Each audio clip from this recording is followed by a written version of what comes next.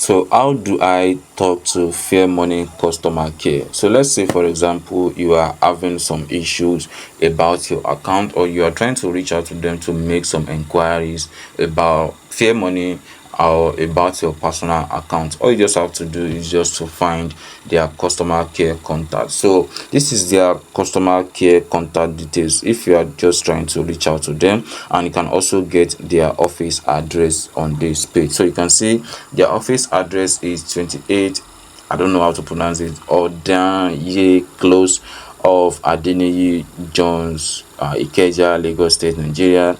No money in the office, everything is digital. That's quite amazing. So their email is customer service. You can see this is a customer service center, help at fairmoney.io, and this is their phone number. Fairmoney, you can see they have different phone number right there, and you can also see their FM Fairmoney business. You can see their another number. So you have like 4 contacts that you can reach out to them on. So it's very simple, and they also make it more simple for and easy for people out there who are very much interested in reaching out to them. So it's quite simple to contact the Fairmoney customers.